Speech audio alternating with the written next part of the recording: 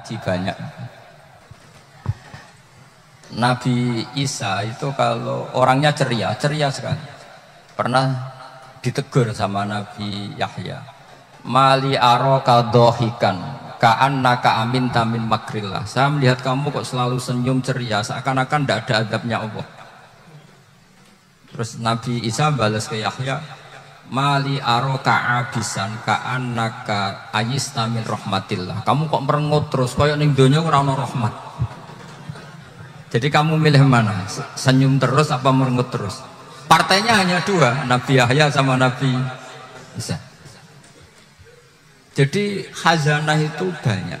Untuk melawan penyakit itu ketakutan itu bahaya, karena bisa mengganggu imunitas tubuh. Orang harus percaya diri, harus pede. Meskipun harus hati-hati, tapi harus tetap pede. Dengan demikian imunitas tubuh kita terjaga.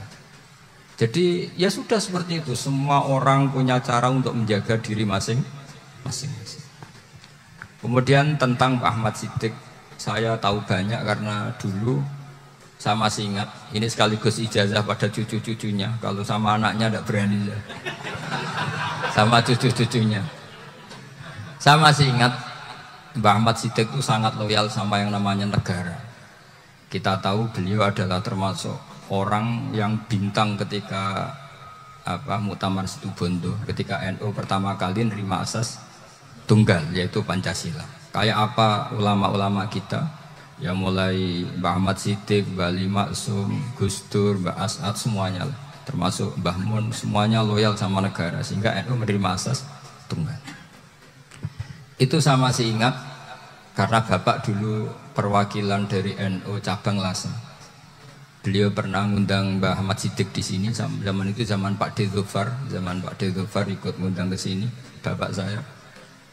Itu saya menangi beliau ngisi pengajian di hallnya buyut saya, Mbak Umar bin Arabi. Jadi saya ini zuriyahnya Mbak Umar bin Arabi, sama dengan keluarganya Ki Hamid Pasuruan. Itu beliau cerita bahwa kemenangan Islam itu tidak harus kita yang menang kangelan. Kadang Allah bikin orang lain yang kangelan, kita yang ikut menang. Jadi dulu kata beliau, banyak ulama ketika kita diserang Jepang, saya masih ingat, saya karena pas itu ikut ke Lasem, karena saya santri sarang, Mbah Mun ngisi di Lasem, saya ikut di Lasem karena saya masih keluarga. Itu ulama-ulama itu mimpi dibacakan ayat Ghulibatir Rum fi adnal ardi wa hum min ba'di ghalabihim sayaghlibun fi bid'i sinin lillahil amru min qablu wa min ba'du wa yawma idzi yafrahul mu'minun. Itu dulu itu ada pertarungan besar antara kerajaan Romawi dan kerajaan Persia. Kita tahu Romawi itu Nasrani. Saya ulang lagi, Nasrani. Nasrani itu percaya adanya Allah, adanya Tuhan, dan percaya adanya kitab samawi. Sementara musuhnya itu Persia, orang yang tidak bertuhan, tidak berdasar kitab samawi. Ketika Persia mengalahkan Romawi, itu orang Islam ikut susah, karena terus dibully sama orang-orang kafir Mekah. Orang kafir Mekah adalah orang yang tidak punya kitab samawi. Katanya orang kafir Mekah, iku lho balamu. Jute duwe kitab, jarene dihubungan mbek langit, nyatane perang keok. Paling kon ya padha. Jadi ada analogi bahwa kalahnya orang Nasrani itu dianggap simbol kekalahan orang yang bertautan atau berhubungan dengan langit. Akhirnya orang Islam susah. Saking susahnya orang Islam sampai Abu Bakar itu tanya, ya Rasulullah, lalu orang Romawi menang itu kapan? Terus ada surat turun, Fibit isinin. Ya kira-kira 3. Abu Bakar pas itu belum alim-alim amat. Jadi ngartikan 3 itu ya 3 betul. Sehingga beliau masyhur itu. Cara Jawa totoan itu kimar. Pokoknya nanti Romawi pasti menang 3 tahun lagi. Akhirnya ketika datang itu taruhannya dengan 10 unta. Datang ke Rasulullah, Nabi menjelaskan, Lunda.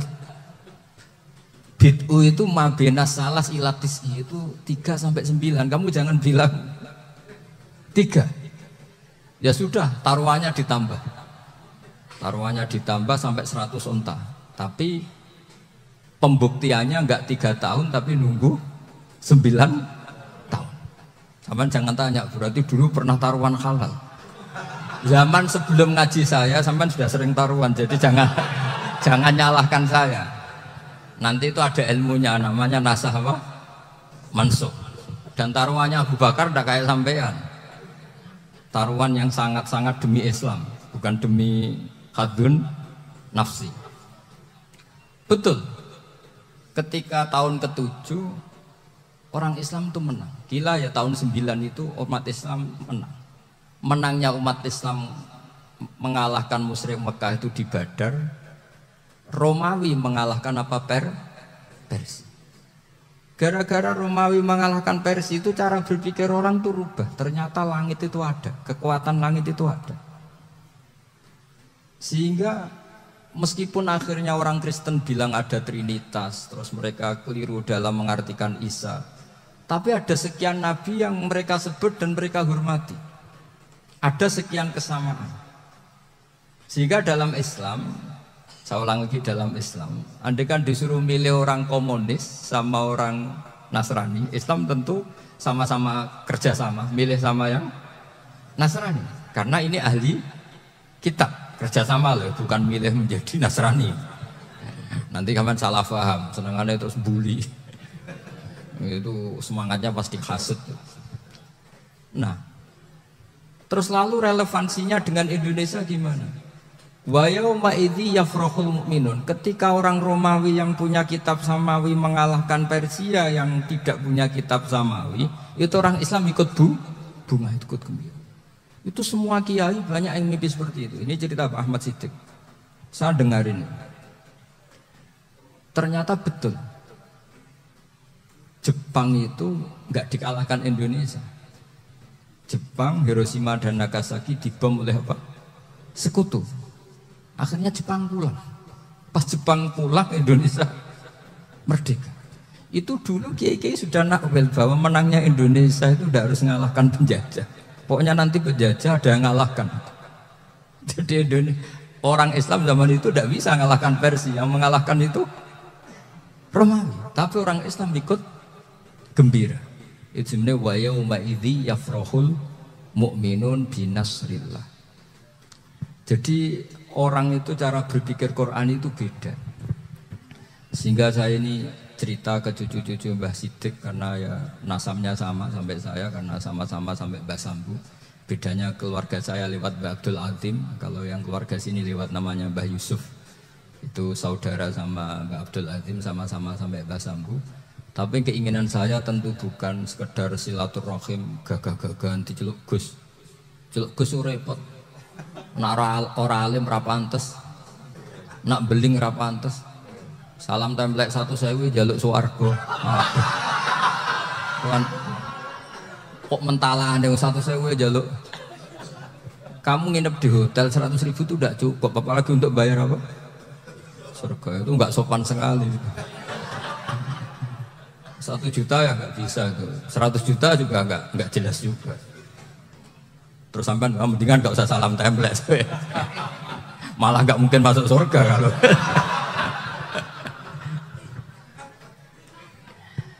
Jadi dulu yang namanya zuriyah, sampean tenang saja, nasab sampean nggak kalah dengan kita, karena nanti setelah di kuburan itu gus-gus itu nggak penting. Semua kalau ditanya bapak kamu siapa, jawabannya sama Nabi Ibrahim. Sudah parmin parlan hilang semua, sudah aman semuanya nanti. Karena kalau nanti ditanya malaikat bapak kamu siapa, jawabnya Nabi siapa? Ibrahim. Makanya saya itu pemuja Allah yang serius. Samaan ya pemuja Allah, tapi kan kadang kurang alim. Saya ini pemuja Allah serius. Saya itu kalau ngaji, ya ngaji biasa belajar, itu sering nangis seneng. Misalnya saya baca tadi Miftahul Jannah la ilaha illallah. Lung kunci kok dikasihkan. Kita ini masuk neraka gak pantas, enggak bawa kuncinya kok masuk. Harusnya kita ini masuk surga, kita kan pegang kunci surga, gak pegang kunci neraka. Maka aneh kalau kamu masuk neraka itu aneh. Coba kita pegang kunci surga apa kunci neraka? Tapi kadang teman saya neraka ora ono kuncinya. Karena tidak ada pintunya. Terus saya bilang, kamu kok tahu? Memangnya mau ke sana kata saya. Saya tidak punya rencana tahu neraka. Karena nanti di antara syafaatnya Quran itu orang kalau mau masuk neraka tidak jadi. Ya nggak apa-apa ya, diatur sendiri. Jadi di antara syafaatnya Quran itu orang nggak jadi masuk neraka. Jadi syafaat itu ada dua, dari neraka diangkat ke surga, dan itu bisa lama itu. Tapi kalau syafaatnya Quran itu yang belum masuk neraka supaya nggak jadi masuk neraka. Karena neraka juga punya aturan, dia juga kena aturan fikih. Jadi, loh betul, saya tidak hujan. Jadi kena konstitusi apa? Fikih. Sama tak ceritani syafaatnya Quran. Ada orang itu beling itu fasik. Itu dia hafal surat Tabarak. Hafal betul. Tabarakalladzi biyadihil mulku wa huwa ala kulli syai'in qadir alladzi khalaqal mauta wal hayata. Pertanyaannya gini, boleh enggak orang menginjak surat Baqarah? Boleh enggak? Enggak. Padahal orang hafal Quran itu artinya ayat itu ada di hatinya. Fa inna wa ta'ala la yu'adzibu qalban wa al-Qur'ana. Allah tidak akan menyiksa hati yang menyimpan Quran, yang jadi flash disknya Quran, yang jadi rekaman Quran. Singkat cerita orang ini hafal. Pas ketemu Mungkar Nakir prosedur kan, ini orang fasik mau diantemin sama Mungkar Nakir. Prosedur ya, dia kan prosedur standar. Si surat Tabarak akhirnya menjelma jadi seseorang yang gagah berani. Kamu nggak boleh nyiksa orang ini. Saya ini kalamullah. Kalau kamu nyiksa dia berarti nyiksa saya. Kamu berani sama kalamullah. Wah ya tidak berani dari Mungkar Nakir. Tapi orang itu nakal, harus saya gebukin. Tapi kata Quran tadi, tapi saya di situ pasti kena saya. Oh debat, nggak ada lajnahnya ini nggak ikut. Kalau keserjon ikut jadi lajnah. Kalau jadi lajnah pasti kroninan. Kalau santrinya dimenangkan. Akhirnya debat. Ya sudah kita ketemu Allah. Akhirnya Mungkar Nakir sama Quran tadi surat Tabarak datang sowan sama Allah. Terus kata Allah, memangnya kenapa Mungkar Nakir? Saya harus nyiksa dia karena dia fasik ya Allah. Memangnya kenapa surat Tabarak? Saya ada di situ. Menurut aturan orang tuh nggak boleh ijak-ijak Quran. Kalau dia nutuk saya, nutuk Quran, itu harus dikasih tahu fikihnya Mungkar Nakir. Akhirnya Allah ngendikan gini ke surat Tabarak, ya sudah terserah kamu. Kalau terserah pulau Gusti, Mungkar Nakir gak boleh nyentuh orang ini. Ya sudah selamat ya. Sehingga terus itu sama baca di termasuk mujizatnya surat Tabarak di tafsir Ibnu Katsir banyak. Karena tadi logikanya malaikat itu juga kena aturan fikih. Sehingga banyak ulama termasuk Said Muhammad ngendikan pertanyaan Mungkar Nakir itu tidak semua orang kena.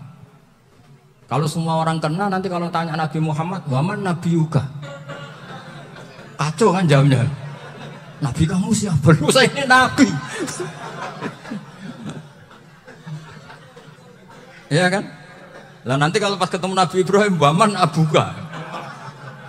Jadi repot kan? Makanya ada kiai yang guyon kalau ditanya, "Marabbuka?" Saya ini guru tauhid sembrono. Saya ini ngajar Ummul Barohin, kamu tanya Marabbuka. Masyhur itu keramatnya Imam Malik. Ada Ashabu Malik, rajulun min ashabi Malik. Beliau ditanya Mungkar Nakir, Marabbuka manabiuka. Imam Malik datang, ini seumur-umurnya itu ngajar tauhid. Kok kamu bedai enggak sopan kamu. Dan kita berharap barokah sampean ngaji nanti itu. Yes. Malaikat itu anak sungkane gitu. Jadi itu ada gitu. Dan saya meskipun guyon itu serius. Bedanya orang alim sama ndak itu di situ.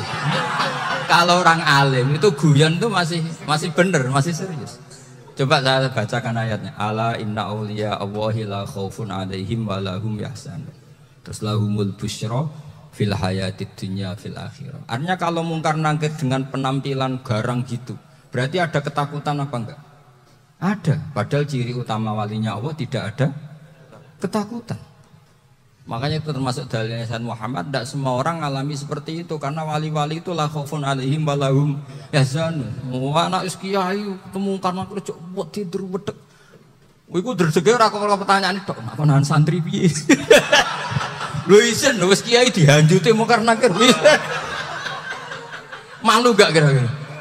Mesti pelengane konan santri piye? Nak jawabannya gampang karena pernah ngajar tauhid. Makanya Sayyidina Ali ini cerita ini ada di kitab Nurid Dholam, sama di kitab Nurid Dholam karangannya Syekh Nawawi Banten. Itu Sayyidina Ali itu ya, andaikan orang biasa mungkin ya agak-agak hasut, tapi ini wali gak boleh kamu katakan. Dia itu mangkal sama Umar. Orang kok setiap orang pernah dibentak, apa dia berani bentak Munkar Nakir? Penasaran. Bagaimana kerengnya Umar itu berlanjut enggak gitu kira-kira. Akhirnya minta, ya Allah saya minta kasyaf. Ya karena yang minta Sayyidina Ali karena mau wajah dituruti sama kasyaf. Dilihat Sayyidina Umar pas meninggal itu. Jadi hasud itu ya kadang penting asal baik. Loh betul, bahasa Kanjeng Nabi kadang la hasada illa fisnaten. Itu Nabi membahasakan ya hasad. Gus Verson saja yang nafsirkan ghobtoh itu kan gaya-gayanan sebagai ulama. Aslinya Nabi ngendikannya itu la hasada illa fisnaten. Ulama yang ganti itu namanya ghobtoh. Wong Nabi sendiri nyebut hasad loh, kamu tafsiri ghobtoh. Ya hasad ya hasad. Udah nggak usah ditakwil-takwil, pokoknya gitu. Kalau sama nggak percaya nggak apa-apa. Gitu aja kok repot. Karena sama nggak percaya kemungkinannya dua. Satu nggak ngerti. Dua sama-sama alim. Kan dari awal kalau sama-sama alim kan laisa li alimin ayuqallida aliman akhir. Kita nggak perlu saling mengikuti. Ngapain hasud? Biasa aja. Akhirnya Sayyidina Ali kasar. Pas Umar bangun, setelah mati kan bangun, setelah meninggal bangun. Munkar Nakir datang dengan perang yang sangat garang. Itu digambarkan Sayyidina Ali, matanya itu kalkidril ghali, kayak apa kendil yang apa menganga. Wah seru. Sayyidina Ali senang, paling takut ini Umar. Senangnya bukan main, wah ini mesti takut Umar. Biasa. Ternyata enggak, Umar malah bangkit. Wah Munkar Nakir. Kamu tahu menghadapi siapa? Itu betul. Kamu itu menghadapi temannya ahabbal khalqi ilallah. Yang diandalkan temannya bukan dia. Kamu tahu yang kamu hadapi, saya ini teman kekasihnya Allah. Jadi boleh kamu mengandalkan Mbak Virjon. Tapi nanti resikonya Munkar Nakir ditanya, itu Virjon siapa? Wah itu masalah ya kan. Makanya syaratnya wali itu harus ma'rufun fis sama. Di langit sudah populer. Makanya dulu ada orang yang saking senangnya Abdul Qadir ditanya apa saja jamnya Abdul Qadir Al-Jilani, itu aman karena beliau populer. Makanya program kita harus populer dulu di langit. Itu nanti kalau dicatut oleh santri-santri nggak apa-apa. Kalau nggak populer nanti itu siapa? Masalah ini. Umar itu yang dibanggakan itu, kamu tahu saya siapa? Ya enggak tahu. Saya ini temannya kekasihnya Allah. Temannya Muhammad, iya Muhammad Rasul. Wah mikir, waduh, repot.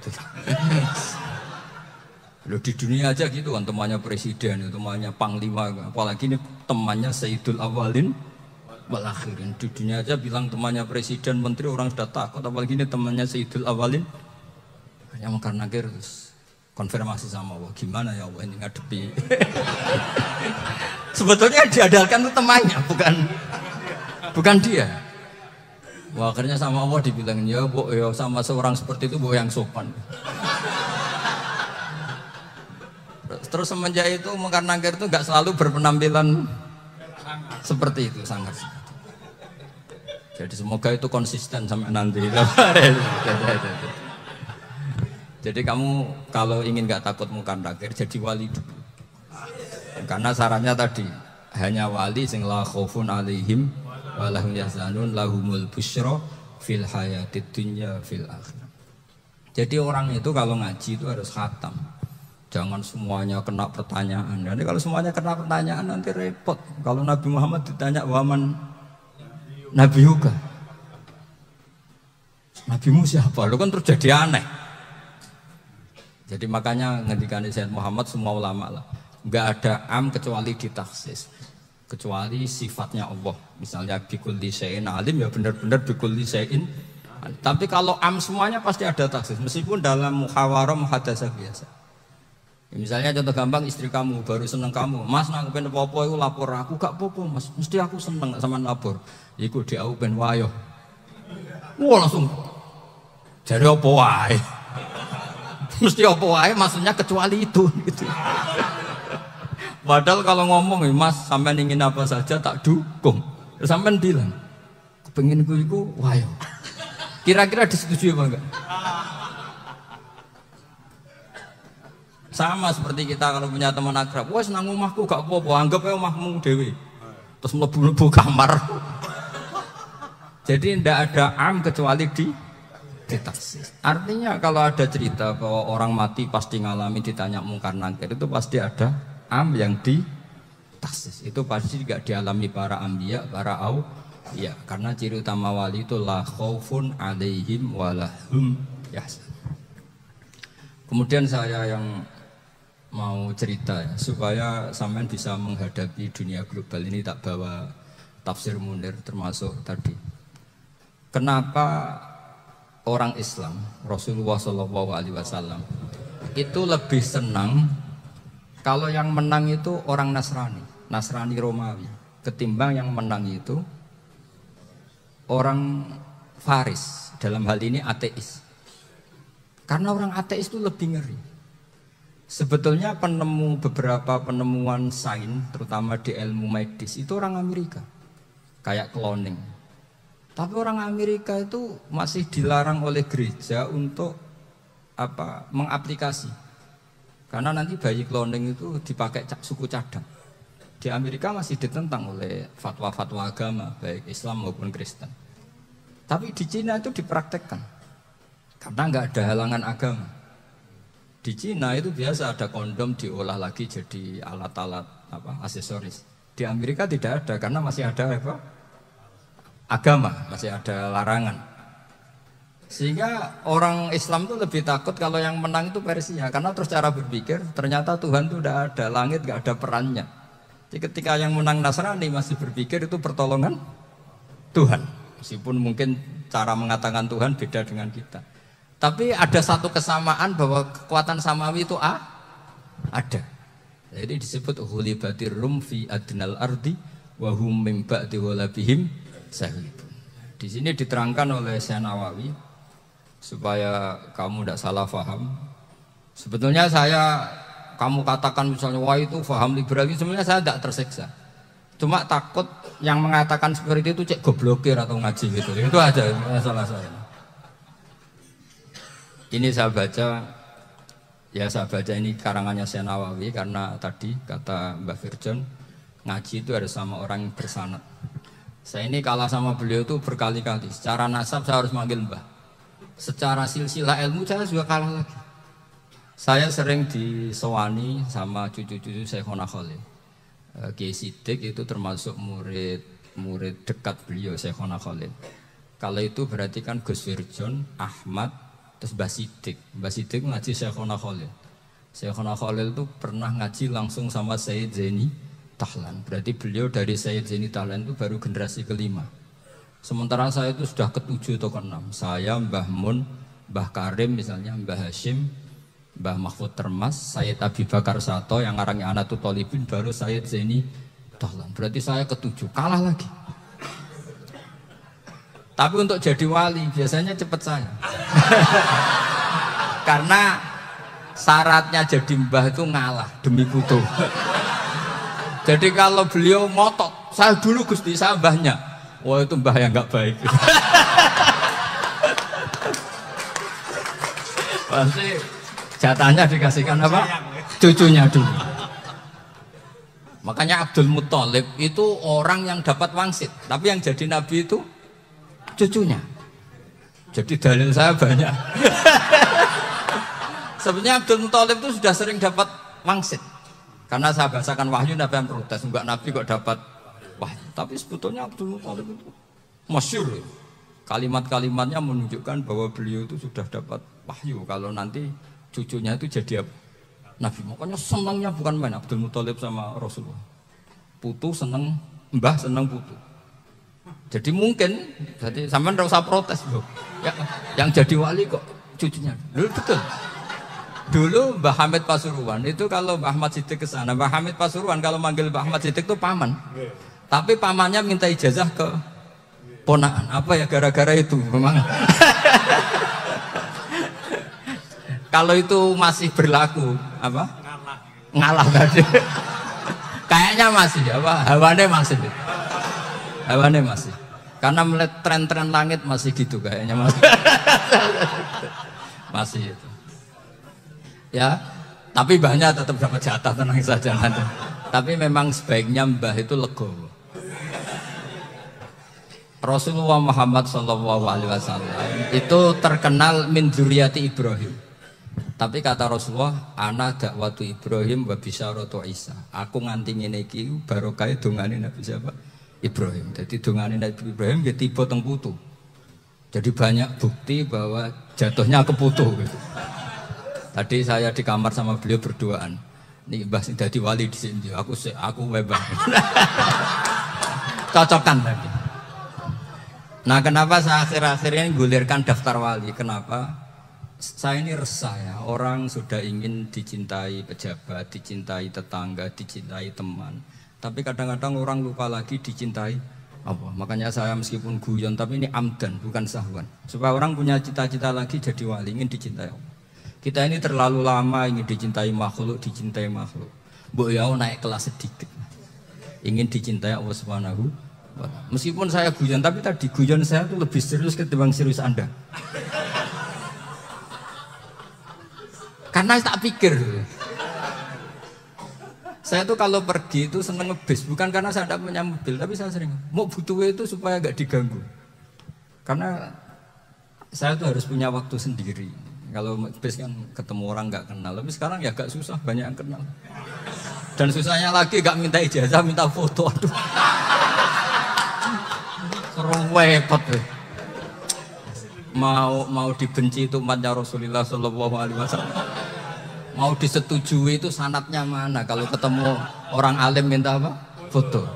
Itu nggak ada sanatnya. Nggak tahu sih itu mazhab dari mana itu. Ya mazhab milenial yang jelas itu kan.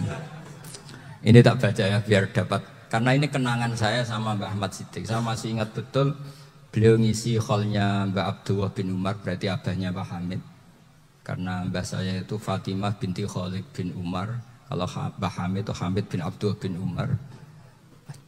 Itu saya masih ingat betul zaman itu Mbak Hamid siap hall di Lasem itu rawuh dan saya derek mbah saya.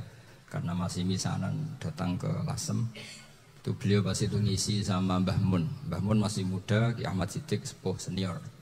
Itu beliau cerita bahwa dulu ketika Indonesia dijajah Jepang, itu para kiai mimpi dibacakan ayat Ghulibatir Rum fi adnal ardi wa hum min ba'di ghalabihim.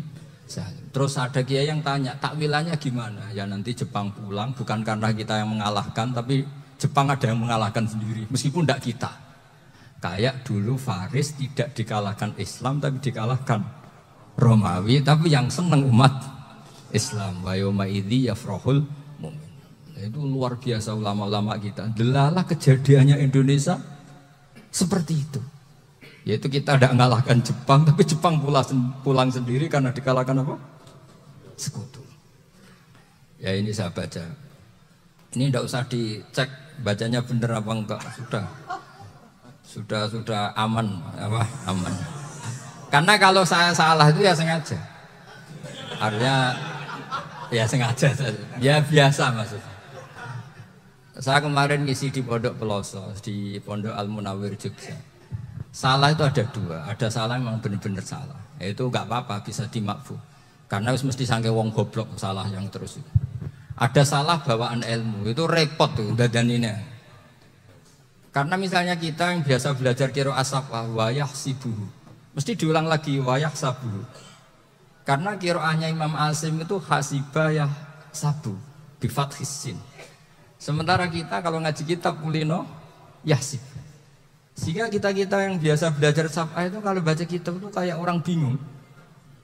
Kadang-kadang yang ngaji juga bingung. Gus Pak mau di bulan peling. Ya tepat-tepatan. Ada yang mengatakan Gus Pak bingung, ada yang mengatakan Gus Pak alim alamah. Ya tepat-tepatan nasib. Karena memang ya sab'ah memang seperti itu.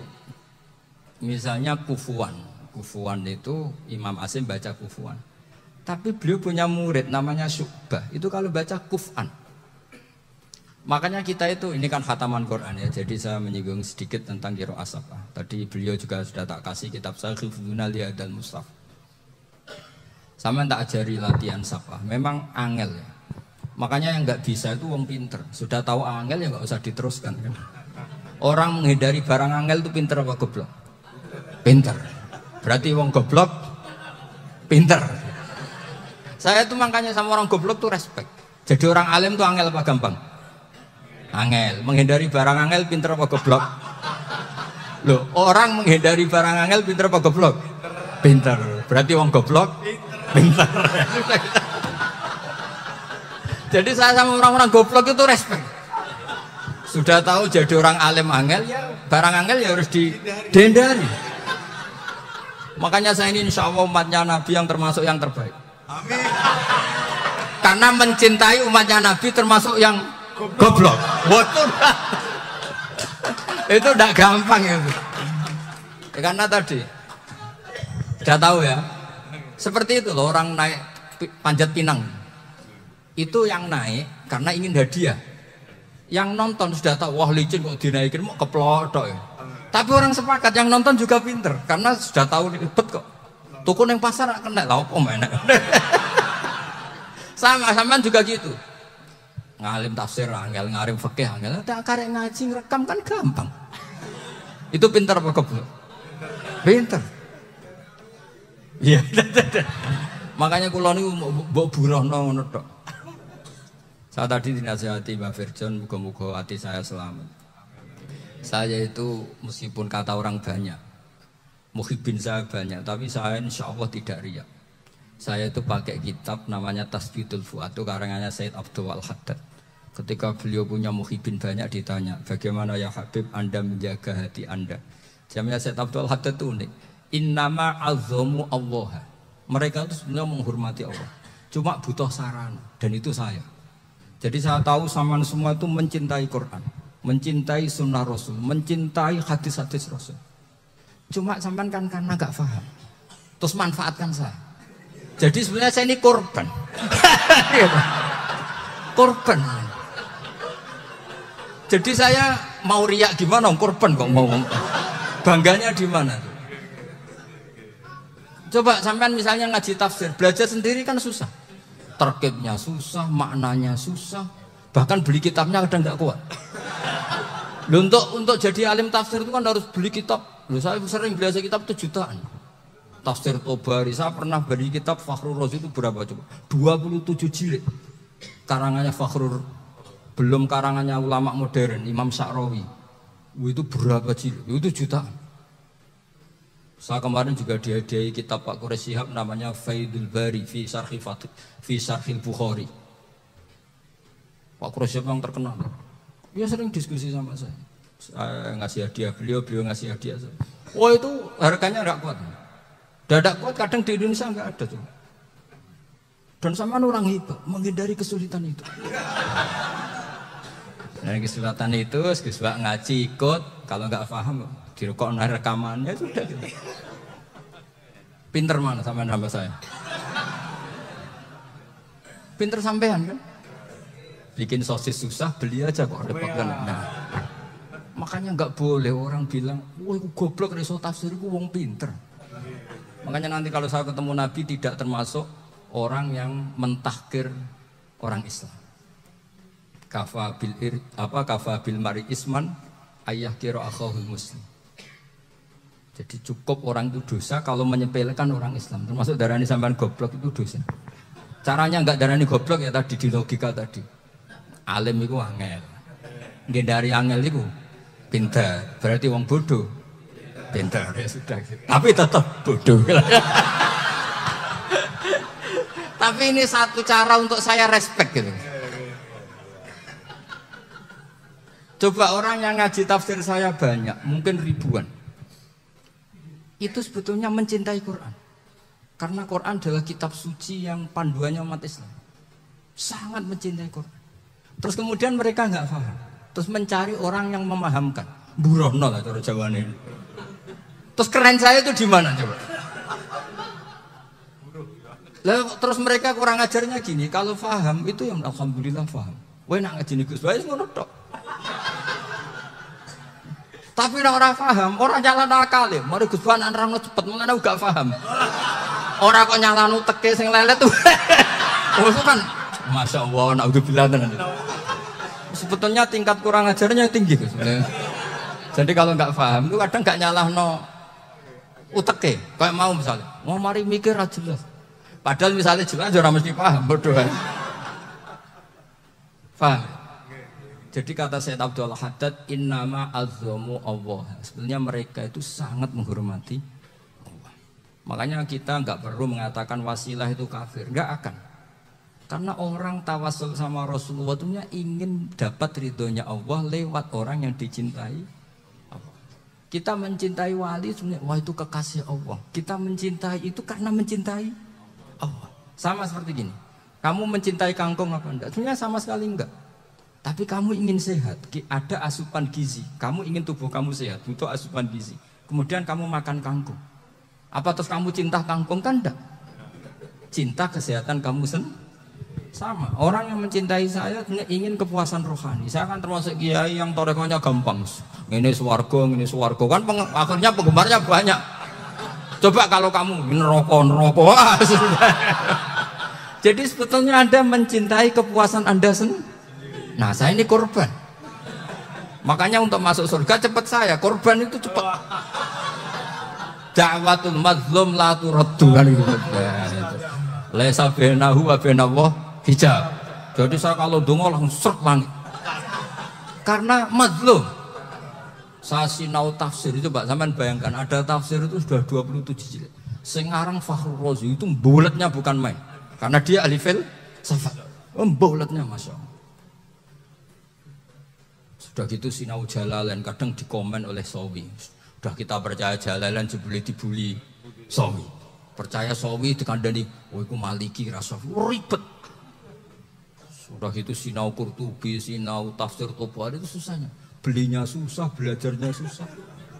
Padahal saya punya keluarga, punya istri, punya anak. Bayangkan kalau istri saya rewel, gak istri sampean. Wah itu. Tapi alhamdulillah enggak. Sama sekali enggak. Allah sudah memilihkan, wah ini bahaya kalau punya istri rewel. Imam Sibawai itu kitabnya banyak, tapi yang terbukukan hanya kitab Sibawai.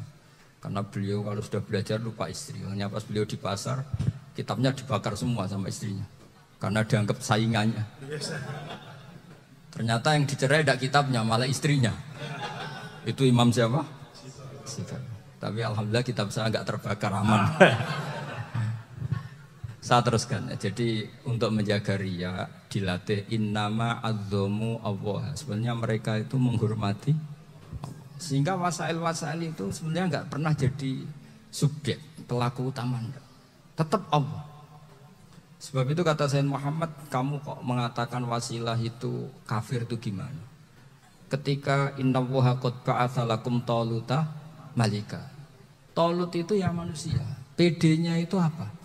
Inna ayata mulkihi ayyatiyakumut tabut fihi sakinatum mir rabbikum wa baqiyatum mimma taraka alu Musa wa alu Haruna tahmiluhul malaika. Jadi beliau pede itu kalau bawa sunduk semacam peti sakti, sing di situ ada baqiyatum mimma taraka alu Musa wa alu Haruna tahmiluhul malaika. Ya kayak semacam jimat.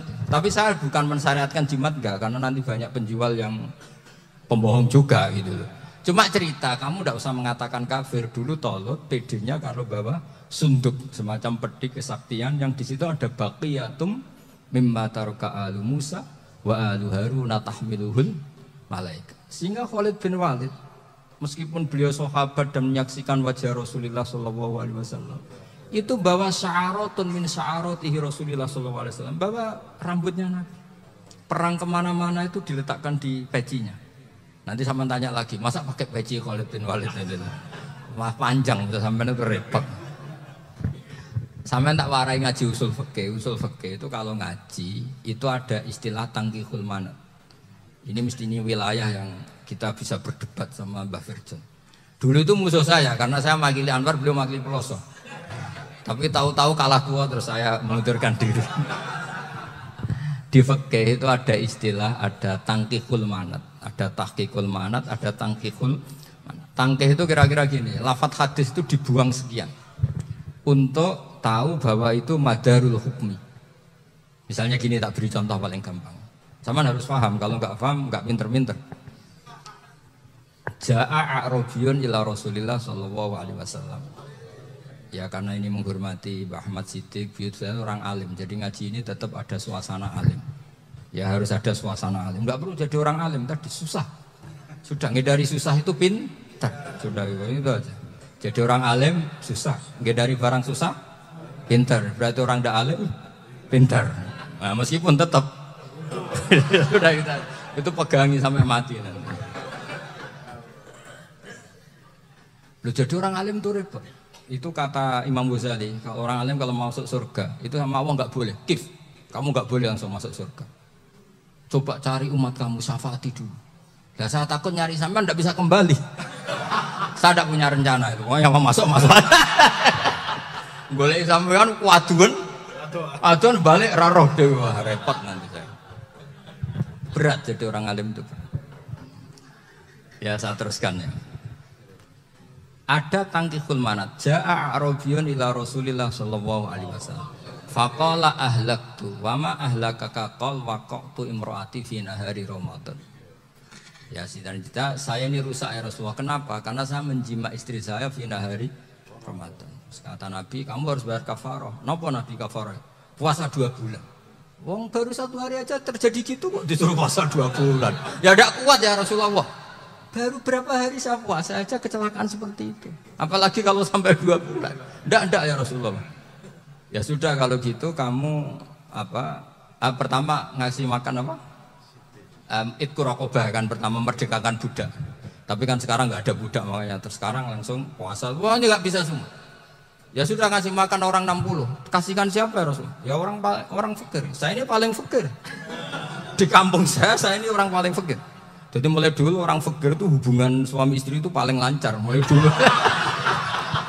Makanya orang fakir itu anaknya banyak. Karena hiburannya hanya itu.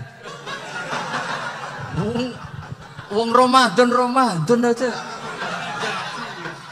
Coba mau ke ATM nggak punya uang, mau antri di bank nggak punya, mau apa coba? Itu mulai dulu. Ini sanatnya mutasil. Akhirnya sudah sanksinya kan tadi ya idku raqabah atau puasa 2 bulan berturut-turut atau ngasih makan 60 orang miskin. Lalu kata ahli usul fikih, kata a'rabi dibuang, nggak menjadi catatan hukum. Orang kota pun kalau melakukan itu juga kena sanksi yang sama. Imro'atau juga dibuang. Andai kan itu dilakukan untuk amatnya juga ketentuannya sama. Nah sekarang perdebatan antara Imam Syafi'i dan Imam Malik begini. Sekarang pertanyaan gini, jima istri itu hukumnya boleh apa haram? Boleh kan? Lalu kalau ada orang tanpa udzur kemudian makan siang-siang, cara Imam Malik hukumnya sama, harus kena sanksi yang sama. Karena sama-sama hadku hurmati Ramadan bighairi udzrin syar'iyyin. Sama-sama merusak hukum Ramadan tanpa udzur syar'. Lo jima itu tidak zina. Kan hukumnya jaiz. Nah sekarang makan hukumnya jaiz, harusnya juga kena ketentuan yang sama. Cara pikirannya Imam Malik. Nah alhamdulillah Imam Syafi'i gak setuju. Wah cara setuju repot. Bahkan orang-orang Syafi'i sudah punya khilaf, kalau gitu minum dulu. Iya, biar iftarnya pakai minum. Setelah minum baru jima kan. Ini sudah menyiapkan khilanya. ini khas Syafi'i ini, bongsong rekayasa hukum. Nanti bisa belajar jauh cara ngakali hukum. Makanya guyonan yang masyhur Gus Dur itu gitu.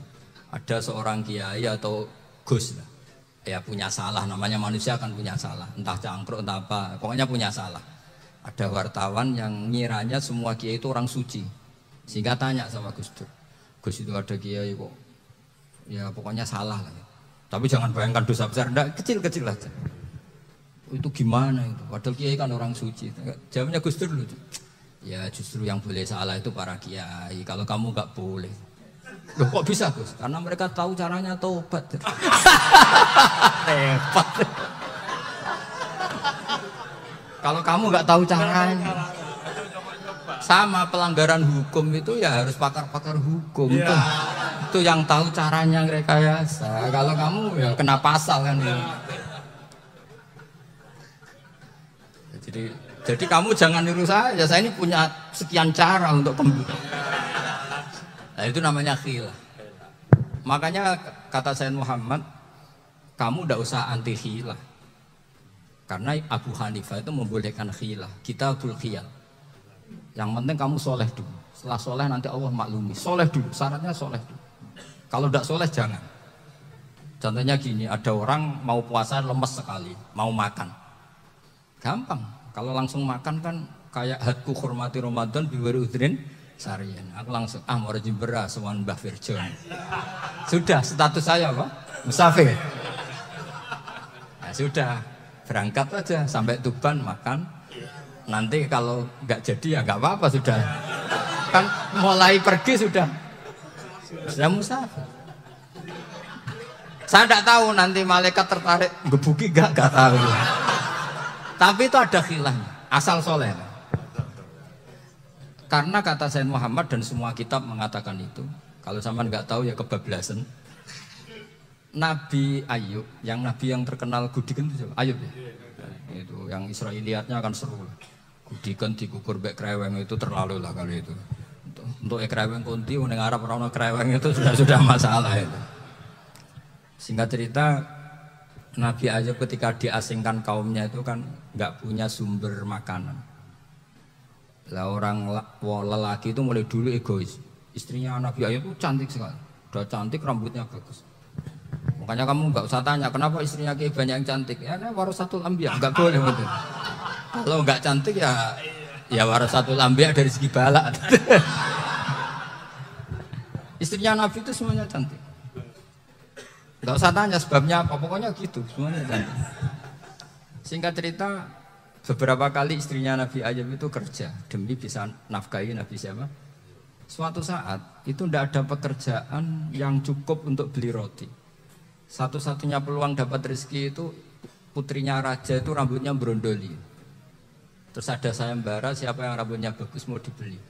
Sampai rambutnya istrinya Nabi Ayub itu dijual. Nabi Ayub tersinggung karena itu mengurangi kecantikan. Jadi lelaki mulai dulu gitu. Udah nggak urun kalau istrinya nggak cantik itu komplain. Itu khasnya lelaki. Jadi kalau kamu gitu ada sanadnya juga, tenang saja ya. Komplain ya bukan itu. Saking mangkalnya Nabi Ayub terus ngendikan la adriban naki mi'ata sautin. Kamu akan saya pukuli dengan mi'ata sautin atau dengan 100 cambuan. Atau mi'atal dikhtin atau mi'ata apalah sesuai konteks zaman itu. Nggak namanya pecut tuku konti nggak ribet lagi. Singkat cerita, akhirnya ketahuan bahwa istrinya menjual itu demi Nabi Ayub. Allah nggak ridho kalau kekasihnya yaitu istrinya Nabi Ayub wis perjuangan kayak gitu malah kena hukuman. Tapi Allah juga nggak ingin kekasihnya yang bernama Ayub melanggar sumpah. Padahal beliau sudah sumpah, wallahi demi Allah nanti tak pukul dengan 100 kali. 100 kali dengan lidi lah misalnya, contoh yang gampang itu lidi. Akhirnya sama Allah dikasih satu solusi. Wa khud biyadika dikhtan fadrik bihi wala tahnas.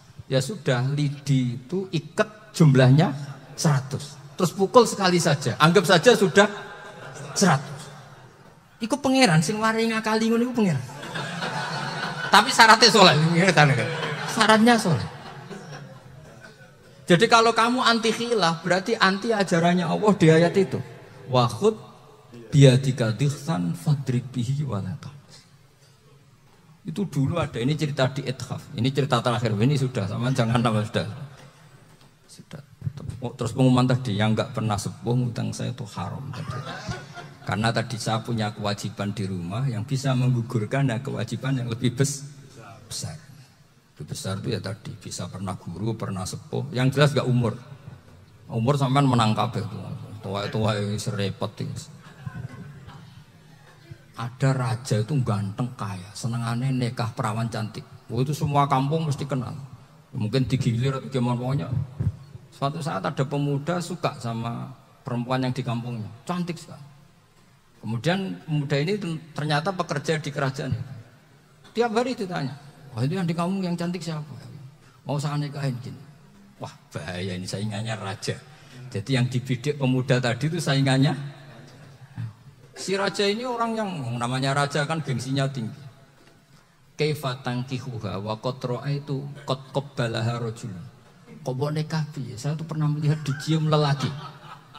Wah, gak mau. Gak gelem wis kadung ditambung lan wa qad qabbalaha rajul. Saya pernah melihat sendiri qabbalaha rajul, dicium oleh lelaki. Wah, sudah gak minat raja langsung gak keren. Suatu saat pemuda tadi nikahi perempuan itu. Rajanya marah-marah. Kamu laki gak punya harga diri gini. Gak punya selera, gak punya harga diri. Sudah pernah dicium orang kok tetap dinikah. Terus bilang ke raja, ta'rif manir rajul. Laki itu siapa? Abuha. Kamu tahu lelaki itu siapa? Sopo? Abuha. Bapaknya. Saya kan hanya bilang rajulun. Pernah dicium lelaki. Lah pikirannya raja lelaki wis kue-kue ngene iki. Tapi butuhe canom mau raja ben gak sida. Itu aja tuh. Baru kayak digulirkan gitu waqat qabbalah rajulun. Enggak mau. Setelah itu suatu saat pegawainya tadi nih kayak perempuan. Kamu gak punya harga diri gini. Kamu tahu manir rajul apa abuha. Nak ngono gak apa-apa. Lah monggo sakniki wis bojo kula. Ora trimo wis diambung wis macam-macam, Pak. Lah itu namanya khilaf. Apa? Khilaf. Kalau di Balawa disebut tauriyah atau apa. Tapi saya tidak ngajari sampean seperti itu. Sudah pinter sebelum saya ajarin. Bangsa ngakali kan sudah pinter. Ya ini terakhir tak baca Arabnya saja nanti. Bismillahirrahmanirrahim. Biar dapat barokahnya Syekh Nawawi juga barokahnya guru-guru kita. Bismillahirrahmanirrahim. Wasababu nuzuli hadil ayati annahu kana baina farisa war rumi qitalun wa kanal musyrikuna yawadduna antahliba farisu ar-ruma li anna farisa kanu majusiyan ummiyin wal muslimuna yawadduna ghalabatar rum ala faris liqaunihim ahla kitabin. Jadi zaman dulu orang Islam lebih senang kalau yang menang itu orang Nasrani. Kalau bandingannya ateis. Karena bagaimanapun percaya kekuatan langit. Sementara orang ateis sama sekali tidak percaya kekuatan. Apapun bedanya kita dengan Nasrani itu ada kesamaan, yaitu percaya adanya kekuatan langit. Sehingga ketika orang Romawi kalah itu orang Islam ikut susah. Paham ya? Makanya ini tak baca biar sampean enggak macam-macam pikirannya. Fa'atha Kisra terusnya. Ya pokoknya seperti itu. Akhirnya Rasulullah SAW berdoa lebih senang yang menang itu Rom karena ahli kitab.